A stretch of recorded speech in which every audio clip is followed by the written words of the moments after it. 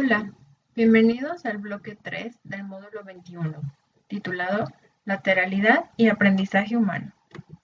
Dentro de este bloque hablaremos sobre la lateralidad humana, la ontogenia y filogenia de la lateralidad humana, derecha e izquierda, algunos aspectos de desarrollo y nociones de espacio, somestesia, kinestesia, propioceptividad y nociones hápticas en la lateralidad. Y por último, sobre eferencias cinéticas versus aferencias kinestésicas, diferentes tipos de lateralidad. Para empezar, hay que hablar sobre el concepto de lateralidad humana. Para esto, hay tres definiciones importantes que tenemos que aprender a diferenciar. La primera es la lateralidad, la cual generalmente se identifica como aquella preferencia motora para utilizar mayoritariamente una de las partes del cuerpo. Esta puede ser consciente o inconsciente y lo denominamos como diestro o zurdo, lateralidad diestra, lateralidad zurda. La dominancia es el predominio de uno de los hemisferios sobre el otro. Este es un proceso central y es involuntario e inconsciente. Y por último, la simetría es la diferenciación hemisférica. Por ejemplo, a pesar de que ambos hemisferios son anatómicamente iguales, uno de ellos tiene cierto predominio para diferentes actividades. Por ejemplo, el lenguaje está localizado predominantemente en el hemisferio izquierdo. Hay diferencias entre el hombre y la mujer.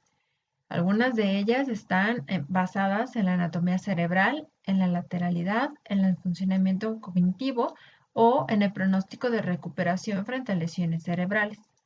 Esto podemos verlo ya en la práctica del día a día. Y bueno, hay algunos factores que van a determinar o que van a influir sobre la lateralidad.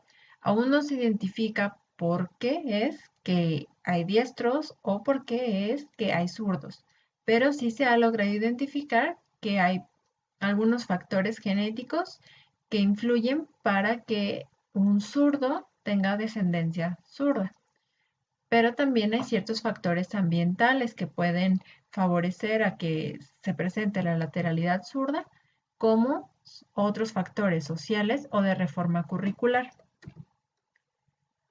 Cuando un niño no, la lateralidad es algo que se va desarrollando.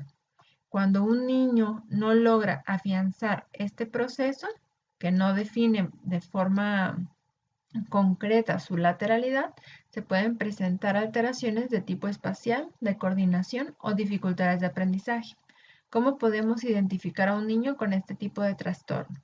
Va a tener confusión sobre la noción de izquierda y derecha. Va a tener inversión gráfica en las letras, en los números o en las sílabas. Va a haber dificultad para entender el tiempo como un pasado, un presente y un futuro. Se van a mostrar inseguros, van a ser de procesamiento lento y tendrán dificultad en la lectoescritura, en el cálculo, en el concepto de unidades, de decenas o en la memorización de secuencias. En el tema 3.2, que habla sobre la ontogenia y filogenia de la lateralidad humana, hablaremos un poco sobre la historia de la surdera y sobre el desarrollo de la lateralidad. Hace muchos años o desde la antigüedad se tienen registros desde pinturas rupestres de la existencia de seres humanos zurdos. En los primeros datos que se tiene se consideraba como mal augurio o que era de mala suerte. Tenía ciertas connotaciones místicas. Ese concepto se mantuvo a lo largo de algunos años. Posteriormente hubo predominio de la idea que implantó la religión, en donde se decía que la surdera venía relacionado con lo impuro o con la degeneración moral. A inicios de la investigación científica aún predominaba este tipo de concepto, ya que se asociaba con la deficiencia neurológica, con demencia, dislexia o alguna deficiencia mental. Posteriormente, los estudios han logrado mostrar hallazgos que determinan que no es algo maligno, digámoslo hablando desde el misticismo, y que tampoco es alguna alteración o alguna disfunción, hablando ya desde el área científica. Al contrario, se ha notado que tienen ciertas mayor número de conexiones interhemisféricas y que la simetría es menor dentro de las personas que tienen sordera.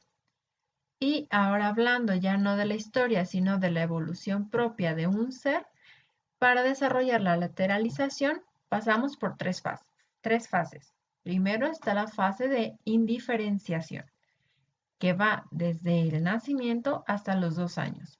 Durante esta fase no hay un predominio o no hay una preferencia por el uso de uno u otro del lado corporal. En la segunda fase, que es la fase de alternancia, que va de los 2 a los 4 años, ya comienza una automatización de los gestos. Hay predominio por utilizar cierto lado, que toman, por ejemplo, el biberón con alguna mano, o que toman algún juguete con una mano en específico, o que patean algún balón, con determinado pie. En la tercera fase, que es la de automatización, que va de los 4 a los 7 años, se logra afianzar el uso de un lado predominante, ya sea el izquierdo o ya sea el derecho. Este proceso de lateralización generalmente se consolida alrededor de los 6-7 años de edad. Para nosotros estimular a los niños a que afiancen este proceso, podemos desarrollar ejercicios de motricidad, de imitación o relacionados con la diferenciación de la izquierda y la derecha. En el tema 3.3, que habla sobre derecha e izquierda, algunos aspectos de desarrollo y nociones del espacio. Hablaremos sobre cómo se genera esta noción de distinción sobre la derecha y la izquierda. Para empezar, cuando se comienza a generar el concepto de espacio, el niño a la par comienza a tener conciencia de la existencia de los objetos, los cuales tiene que aprender a ubicarlos dentro de un entorno. Inicialmente, se genera un proceso de homolateralidad, es decir, solo identifico el lado izquierdo y el lado derecho, pero desde mi punto de vista. Posteriormente, podrán identificarlo de forma contralateral, es decir, si hay alguien frente a este niño, él comienza a identificar que el lado izquierdo de la persona que tiene enfrente estará ubicado de su lado derecho. Esta es la contralateralidad y es un proceso más complejo por lo que se desarrolla hasta etapas posteriores. Dentro del desarrollo de la noción derecha-izquierda, primero tendrá que generar una discriminación entre dos estímulos que son simétricos, después aprenderá a reconocer, es decir, de que ve un estímulo, el cual después se quita de su vista y él puede reconocer hacia qué lado estaba orientado, ya no con verlo, a diferencia de la primera etapa donde se da la discriminación. Y por último, se logra hacer una identificación izquierda-derecha, que esto es que ya puede ubicar de forma verbal el uso correcto de los diferentes términos. Ya puede identificarlos con relación a su posición corporal. Y para lograr desarrollar estos conceptos, se apoyan de diferentes habilidades cognitivas, como la integración de información sensorial, del lenguaje receptivo y expresivo, de la toma de perspectiva y del procesamiento visoespacial. En primer lugar, el niño evaluará el entorno a través de relaciones espaciales concretas, es decir, de una imagen bidimensional y de cosas que sean tangibles. Tomará su cuerpo como propio eje para hacer referencia del espacio. A partir de aproximadamente los 2 años, el niño ya desarrolla las nociones sencillas como por ejemplo arriba, abajo, encima o detrás. Y comienza a identificar la permanencia del objeto, es decir, que aunque no pueda observarlo, reconoce que un objeto se mantiene en el lugar que lo acababa de ver. Y por último, más o menos alrededor de los 6 años, las relaciones espaciales ya son un poco más complejas. El niño aprende a distinguir un objeto a través de diferentes perspectivas que no son las que predominan usualmente. Por ejemplo, esa mesa que viene ahí observada desde un punto de vista inferior. Y el niño aprende a reconocer los ángulos, las longitudes y las trayectorias. Las relaciones espaciales ya se vuelven más abstractas. Para lograr el desarrollo de la noción espacial o del concepto izquierda y derecha, existen diferentes estructuras cerebrales implicadas. Las principales están asociadas con el procesamiento de la percepción. Para ello hay 3 vías que son las más reconocidas. 1 es la vía del dónde, 2 es la vía del qué y 3 es la vía del surco temporal superior. Dentro del tema 3.4, que habla sobre la somestesia, kinestesia, propioceptividad y nociones hápticas en la lateralidad, hablaremos sobre la somatosensación, ya que se requiere de identificar los diferentes estímulos o las diferentes sensaciones que estamos percibiendo a través de todos los sentidos. Para esto, primero contamos con el reconocimiento de los diferentes estímulos aplicados que pueden ser táctiles, visuales, auditivos, olfatorios o del gusto. Una vez que los recibimos, que los identificamos, pasamos a procesarlos para poder entender a qué estamos haciendo referencia. Hay 3 sistemas que se encargan de la somatosensación. En primera es el sistema exterorreceptivo, el cual identifica estímulos externos, como por ejemplo el tacto o el dolor por la aplicación de algún estímulo doloroso. El segundo sistema es el sistema propioceptivo, el cual nos identifica a nosotros, identifica nuestro esquema corporal dentro de una posición o dentro de una postura. El tercer sistema es el interoreceptivo, el cual nos va a dar información sobre cómo estamos internamente, por ejemplo, la temperatura o la presión.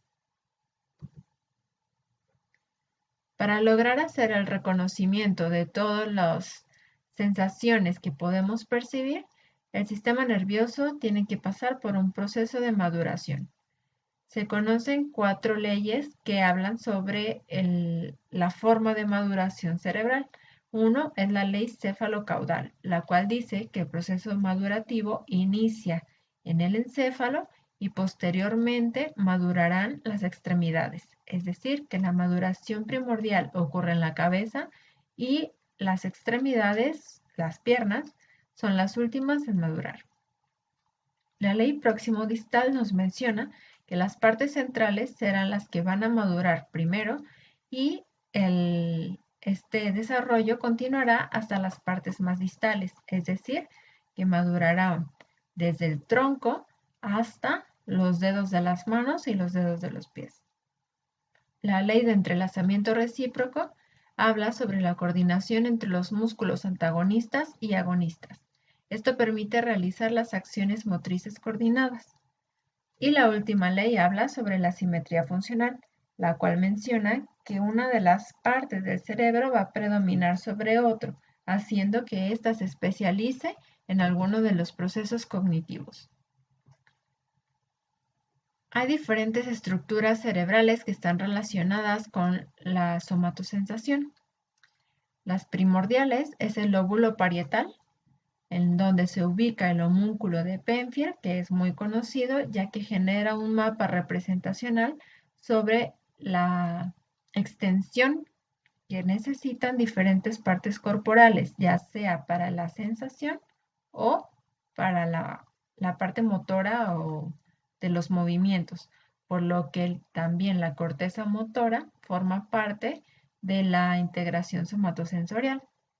Y bueno, en la imagen inferior podemos ver la representación del homúnculo de Penfield sensorial y también del homúnculo motor.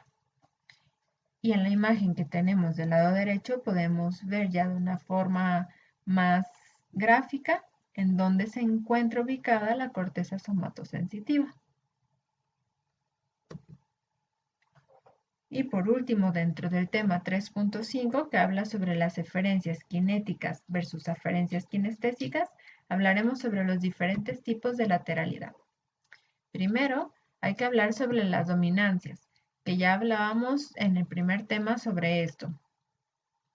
La lateralidad es la manifestación de la dominancia, es decir, que hay predominio, ya sea manual, ya sea podal, ocular o auditivo. Para poder definir el tipo de lateralidad tenemos que tener en cuenta estas 4 componentes. Pudiera ser que la persona manualmente sea dominante zurda, pero que auditivamente sea dominante diestra. Entonces, al momento que realicemos nuestra evaluación, tenemos que integrar los diferentes componentes de la dominancia. Y los diferentes tipos de lateralidad que podemos encontrar pueden variar según estos 4 grupos. En primera, según los gestos y movimientos, ya sea que por utilizar algún objeto tenga que hacerse ya con una mano, por ejemplo, predeterminada o con un pie predeterminado, aunque este no sea el dominante. Y tenemos que evaluar cuándo se es de forma espontánea. Por ejemplo, un saludo a la bandera siempre tiene que realizarse con la mano izquierda, aunque seas diestro, ¿no? Pero si tú pides que salude a una persona que va pasando por la calle, podrás ver de forma espontánea cuál es la mano que utiliza. Ahora, según la naturaleza, puede ser por 2 formas. La normal, que es la innata, y la patológica. Esto es que debido a alguna lesión, la persona tenga que cambiar su lateralidad o el predominio del uso de alguna extremidad o de algún ojo o de algún oído. Por intensidad podemos denominarlos zurdos, diestros o ambidiestros. Zurdos son aquellos que utilizan la parte izquierda, diestros son los que utilizan la parte derecha del cuerpo y ambidiestros son aquellos que utilizan ambas partes corporales y que no hay un predominio o un menor rendimiento por utilizar las del lado izquierdo o las del lado derecho. Y el último grupo que nos habla sobre el predominio de la dominancia, podemos encontrar que una lateralidad homogénea es aquella en donde el pie, ojo, mano y oído son del mismo lado. La lateralidad indefinida es que hay un buen manejo con ambos lados, no hay un predominio, y esto es lo mismo que la lateralidad ambidiestra.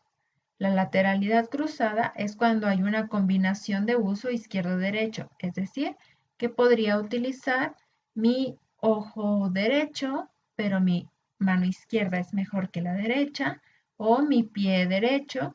Entonces, hay una combinación entre los diferentes componentes de la dominancia. Y la lateralidad contrariada es cuando hay un aprendizaje obligado a utilizar el lado contrario al innato. Esto ocurrió durante mucho tiempo con las personas zurdas, ya que el sistema educativo no permitía que se desarrollara este tipo de lateralidad y eran obligados a utilizar la mano derecha para escribir. Para poder evaluar la lateralidad existen diferentes tests. Algunos de ellos es el test de dominancia lateral de Harris, el cuestionario de lateralidad de Edimburgo, el test de lateralidad de Oldfield, el cuestionario de lateralidad usual de Portellano y Robles. Cada uno de ellos está enfocado a evaluar diferentes aspectos. Por ejemplo, el que les muestro aquí es el test de Harris, el cual incluye la evaluación de la dominancia de la mano, del pie, del ojo y del oído. Y con base a los resultados que se obtengan podemos determinar qué tan zurdo o qué tan diestro es la persona que ha sido evaluada.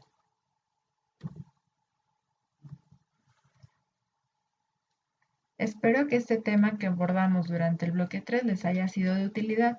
Si tienen alguna duda pueden consultarlo a través del foro de consultas y ahí podremos darles respuesta. Gracias.